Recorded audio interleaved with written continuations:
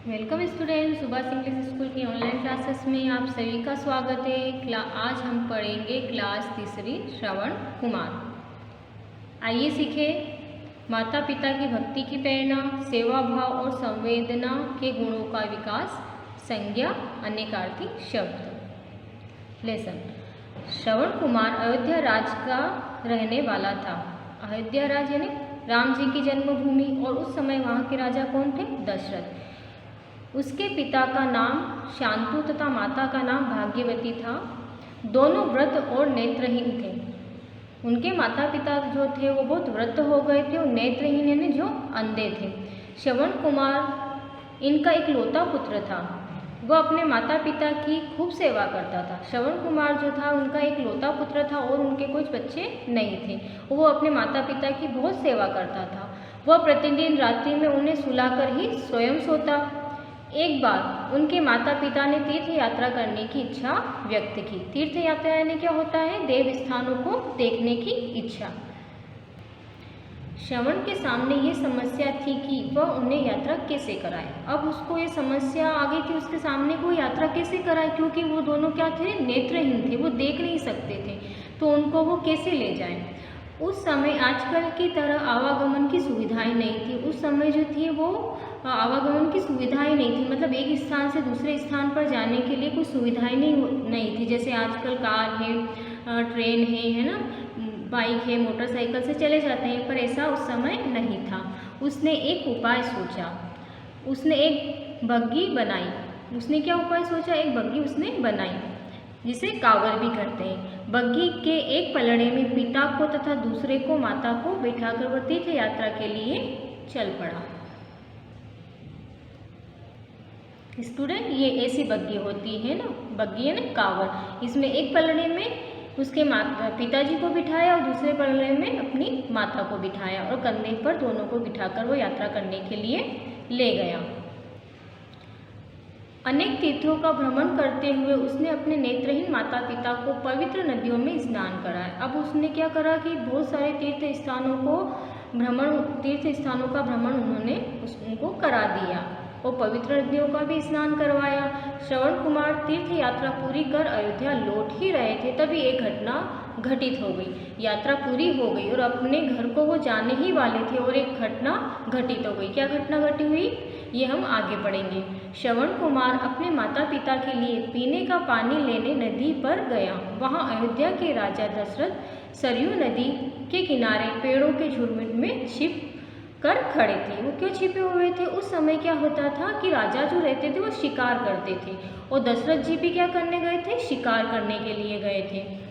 उन्होंने पानी में डब डब की आवाज़ सुनाई दी। अब उनको दशरथ जी को जो है पानी में काय की आवाज़ सुनाई थी? डब डब की। अगर आप घड़े से नदी में से पानी भरते हैं तो क्या होता है? डब डब की आवाज़ आती है, पानी उसमें भराता जाता है और डब डब की आवाज़ आती है। तो उनको ये आवाज़ सुनाई दे रही थी। उन्होंने इसे किसी जानवर की आवाज़ समझकर शब्द वेदी बाण चलाया और इस पर उन्होंने क्या करा कि उन्होंने ये समझा कि कोई जानवर जो है यहाँ पर पानी पी रहा है और दूसरों को नुकसान हो सकता है, वो जानवर दूसरों को मार डालेगा। तो उन्होंने क्या करा? शब्द वेदी बाण। शब्द वेदी बाण यानी क्या होता है? शब्द सुनकर बाण चलाना। तो वो बाण उस पर चला दिया। बाण किसी प्राणी को जाकर लगा। उन्हें एक चीख सुनाई दी। राजा दशरथ जब उस स्थान पर पहुँचे तो उन्होंने देखा कि उनके बाण से एक युवक घायल होकर छटपटा रहा था और चोट लग गई थी। यह देखकर राजा को बहुत दुख हुआ। अब वो युवक कौन था? वो युवक था श्रवण कुमार। स्टूडेंट, देखिए चित्र के माध्यम से हम समझ सकते हैं कि यहाँ पर एक युवक लेटा पड़ा है जिसको राजा दशरथ जी का बाण लग गया है और राजा दशरथ जी है जो वो बहुत दुखी हो रहे हैं। ये युवक कौन है? श्रवण कुमार। राजा ने अपने हाथ से उसके शरीर से तीर निकाला और युवक का नाम पूछा। युवक ने अपना नाम बताकर कहा कि पास ही उसके माता पिता बैठे हैं, वे नेत्रहीन हैं, उन्हें प्यास लगी है, कृपया उन्हें जल पिला दे। और दशरथ जी ने जो है उसका नाम पूछा तो उसका नाम उन्होंने क्या बताया? श्रवण कुमार बताया। और श्रवण कुमार अपने माता पिता के लिए पानी लेने गया था। अब वो यही चिंता कर रहा था कि अब उनको पानी कौन पिलाएगा। तो वो क्या करता है? दशरथ जी से आग्रह करता है कि आप वहाँ जाकर मेरे माता पिता को पानी पिलाइए।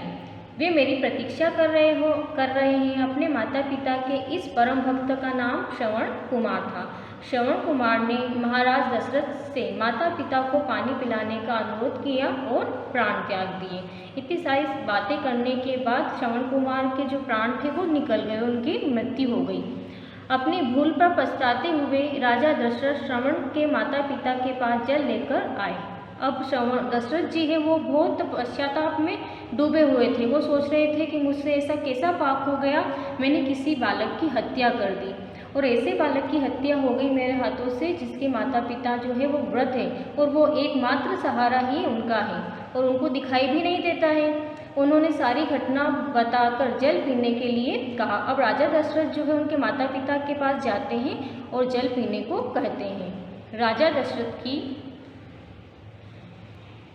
बात सुनकर श्रवण के माता पिता पुत्र वियोग में व्याकुल हो उठे। स्टूडेंट, आप ये देखिए चित्र के माध्यम से राजा दशरथ पानी लेकर आते हैं। वो सारी वार्ता सारी जो बात रहती है वो श्रवण के माता पिता को बताते हैं। उन्होंने दुखी मन से राजा को श्राप दिया कि जिस प्रकार हम पुत्र वियोग में अपने प्राण त्याग रहे हैं उसी प्रकार तुम भी पुत्र वियोग में अपना प्राण त्यागोगे। अब राजा को सभी जानते थे और ये भी जो नेत्रहीन थे माता पिता वो भी राजा को जानते थे। अब दुखी मन से उन्होंने उनको श्राप दिया। क्या श्राप दिया कि जिस प्रकार उनकी मृत्यु पुत्र वियोग में हुई है उसी प्रकार उनकी भी मृत्यु कैसे होगी, पुत्र वियोग में होगी। मतलब जब उनकी मृत्यु होगी तब उनका पुत्र उनके पास नहीं रहेगा। इसी श्राप के कारण दशरथ को पुत्र, कौन थे दशरथ के पुत्र, श्री राम के वियोग में अपने प्राण त्यागने पड़े थे। इस घटना को बीते सैकड़ों वर्ष हो गए पर श्रवण कुमार की कीर्ति आज भी अमर है। आपने देखा होगा कि राम जी को जब 14 वर्ष का वनवास हो जाता है, वो वनवास में जाते हैं, उसके कुछ दिनों के बाद ही राजा दशरथ की मौत हो जाती है और वो पुत्र वियोग के कारण ही होती है। वो श्राप जो है यहाँ पर सत्य हो जाता है। इस बात को सैकड़ों वर्ष बीत गए हैं पर श्रवण कुमार की कीर्ति जो है वो आज भी फैली हुई। मतलब आज भी श्रवण कुमार को याद किया जाता है। किस नाम से याद किया जाता है, माता पिता का परम भक्त के नाम से उनको जाना जाता है। अपने माता पिता की सेवा कर श्रवण कुमार ने मातृ देवो भव, पितृ देवो भव, आचार्य देवो भव के आदर्श को अपने जीवन में अपनाया है। मतलब श्रवण कुमार का मानना था कि माता जो होती है वो देव के समान होती है, पिता जो होते हैं वो भी देव के समान होते हैं, वो आचार्य जो होते हैं वो भी देव के समान होते हैं। आज भी उनका चरित्र माता पिता की सच्ची सेवा की प्रेरणा देता है। स्टूडेंट, हमें भी श्रवण कुमार की तरह बनना है, अपने माता पिता का ध्यान रखना है, उनकी सच्ची सेवा करना है और गुरु की आज्ञा का पालन भी करना है। स्टूडेंट, बहुत सारे ऐसे इंसान हुए हैं जिन्होंने श्रवण कुमार के चरित्र को अपने चरित्र में उतारा है।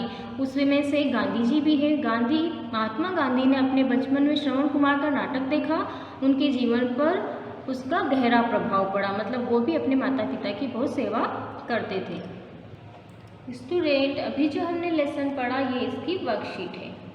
कक्षा तीसरी पाठ 3 श्रवण कुमार। शब्दार्थ। झुरमुंड, झुरमुंड यानी क्या होता है, आसपास उगे हुए पेड़ों या झाड़ियों का झुंड। शब्दवेदी बाण, शब्दवेदी बाण यानी क्या होता है, केवल शब्द सुनकर बिना देखे ही लक्ष्य पर मारा जाने वाला बाण। प्रतीक्षा, प्रतीक्षा यानी होता है इंतजार। नेत्रहीन, नेत्रहीन क्या होता है, अंधा जो देख नहीं सकता हो। इकलौता, इकलौता यानी होता है एकमात्र। आवागमन, आवागमन यानी क्या होता है, आना जाना। अनुरोध, अनुरोध का अर्थ होता है विनय प्रार्थना। वियोग, वियोग का अर्थ होता है विरह अभाव। व्याकुल, व्याकुल का अर्थ होता है घबराया हुआ। कीर्ति, कीर्ति का अर्थ होता है यश, ख्याति या प्रसिद्ध। प्रेरणा, प्रेरणा का अर्थ होता है किसी काम के लिए प्रेरित करना। प्रश्न क्रमांक 1, निम्नलिखित प्रश्नों के उत्तर लिखिए। यहाँ पे प्रश्न दे रखे हैं, उनके उत्तर हमें लिखना है। क, राजा दशरथ ने श्रवण कुमार को क्या समझकर बाण मारा था? उत्तर, राजा दशरथ ने श्रवण कुमार को कोई जानवर समझकर बाण मारा था। ख, राजा दशरथ क्यों पछताए? उत्तर, राजा दशरथ इसलिए पछताए क्योंकि उनका तीर एक युवक को जाकर लगा था, जिससे वह घायल हो गया था और उसके प्राण भी चले गए थे। ग, बाण लगने के बाद श्रवण कुमार ने राजा दशरथ से क्या कहा? उत्तर, बाण लगने के बाद श्रवण कुमार ने राजा दशरथ से कहा कि पास ही उसके माता पिता बैठे हैं, वे नेत्रहीन हैं, उन्हें प्यास लगी है, कृपया उन्हें जल पिला दे। घ, श्रवण कुमार ने माता पिता ने राजा को क्या श्राप दिया? उत्तर, श्रवण कुमार के माता पिता ने राजा को श्राप दिया कि जिस प्रकार हम पुत्र वियोग में अपने प्राण त्याग रहे हैं, उसी प्रकार तुम भी पुत्र वियोग में ही अपने प्राण त्यागोगे।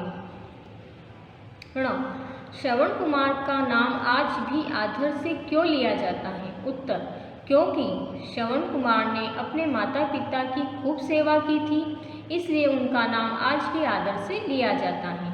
च, श्रवण कुमार ने माता पिता को तीर्थ यात्रा कराने के लिए क्या उपाय किया? उत्तर, श्रवण कुमार ने माता पिता को तीर्थ यात्रा कराने के लिए एक कांवड़ बनाई, जिसमें एक पलड़े में पिता को तथा दूसरे में माता को बैठाकर तीर्थ यात्रा कराई। प्रश्न क्रमांक 2, दिए गए शब्दों से खाली स्थान भरिए। क, राजा दशरथ झुरमुंड में थे। खड़ा या खड़े, क्या आएगा यहाँ पर? खड़े। ख, बाण से घायल बालक छटपटा था, क्या आएगा यहाँ पे? रहा या रहे? रहा। ग, पास ही श्रवण के माता पिता तिलक हैं, क्या आएगा यहाँ पे? बैठा या बैठे? बैठे। घ, दोनों व्रत नेत्रहीन थे या था, क्या आएगा यहाँ पर? थे। ण, माता पिता पुत्र वियोग में व्याकुल हो, क्या आएगा? उठा या उठे? उठे। प्रश्न क्रमांक 3, सही विकल्प चुनिए।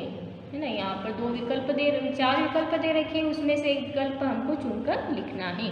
श्रवण कुमार रहने वाला थे मथुरा के, अयोध्या के, उज्जैन के या चित्रकूट के? कहाँ के थे श्रवण कुमार? अयोध्या के। ख, श्रवण कुमार ने माता पिता का नाम दशरथ कौशल्या, शांतु भाग्यवती, वासुदेव देवकी, अर्जुन सुभद्रा, क्या नाम था उनका? शांतु भाग्यवती। ग, श्रवण कुमार अपने माता पिता को तीर्थ यात्रा कराने ले गए। बैलगाड़ी से ले गए थे, बग्गी से ले गए थे, जहाज से, कार से? काय से ले गए थे वो? बग्गी से, है ना। प्रश्न क्रमांक 4, पाठ में से संज्ञा शब्द चुनकर लिखिए। लेसन में से हमको संज्ञा शब्द चुनकर लिखना है। कौन कौन से नाम लिखना है? व्यक्तियों के नाम, वस्तुओं के नाम और स्थानों के नाम। व्यक्तियों के नाम श्रवण कुमार, दशरथ, है ना। वस्तुओं के नाम कांवड़, बाण। स्थानों के नाम अयोध्या और सरयू। सरयू क्या है? नदी है। स्टूडेंट, ये आपकी वर्कशीट कंप्लीट हो गई है। आपको अपनी कॉपी में नोट करना है, साफ अक्षरों में लिखना है, गलती नहीं करना है और अक्षर आपको धूल धूल लिखना है। धन्यवाद।